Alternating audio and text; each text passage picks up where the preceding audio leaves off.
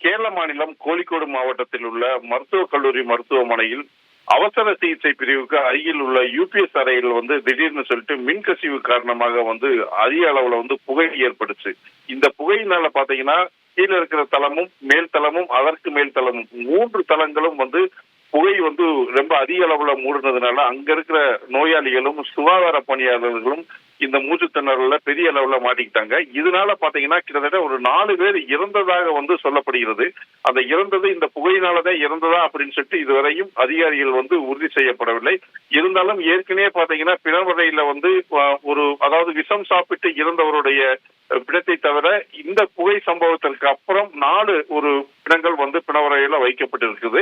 அந்த அவங்க இறந்தது எப்படி அப்படிங்கிறத இன்னும் அதிகாரிகள் உறுதிப்படுத்தினால் மட்டுமே இந்த மூச்சு திணறலினால் இறந்தார்களா அப்படின்னு சொல்லிட்டு சொல்லப்படும்.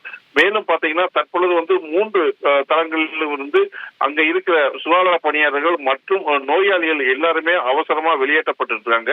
இதுல 30 பேர் பாத்தீங்கன்னா அவசர சிகிச்சைக்காக கடற்கரை மருத்துவமனையில் அனுமதிக்கப்பட்டு அவங்களுக்கு சிகிச்சை அளிக்கப்பட்டிருக்கு. மேலும் பாதிக்கப்பட்டவங்களை தனியார் மருத்துவமனைக்கு மாற்றப்பட்டு அவங்களுக்கும் சிகிச்சை அளிக்கப்பட்டு வருகிறது.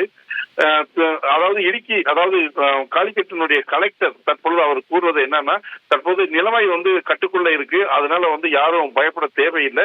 இந்த புகை ஏற்பட்டதற்கான காரணங்கள் தீயணைப்பு துறையினர் மற்றும் போலீசார் போன்றவர்கள் தீவிர விசாரணை செய்த பின்னரே இந்த புகை எதனால ஏற்பட்டுச்சு அப்படின்னு சொல்லிட்டு சொல்லப்படும் அப்படின்னு சொல்லி சொல்றாங்க. இதற்கிடையே தீயணைப்புத்துறை அதிகாரிகள் நம்ம கிட்ட தெரிவிச்சப்போ அவங்க என்ன சொல்றாங்கன்னா, அதாவது மின்கசிவு காரணமாகவே ஏசியில இருந்து வந்த மின்கசிவு காரணமாக இந்த புகை ஏற்பட்டிருக்கலாம். இந்த புகை பெரிய அளவுல வந்திருக்கு. அதனால யூபிஎஸ் அறையை நல்ல தரவா செக் பண்ணாத்தே இதனுடைய முழுமையான காரணம் தெரிய வரும் அப்படின்னு சொல்லியிருக்காங்க. செய்திகளை உடனுக்குடன் தெரிந்து கொள்ள உடனே சப்ஸ்கிரைப் பண்ணுங்க.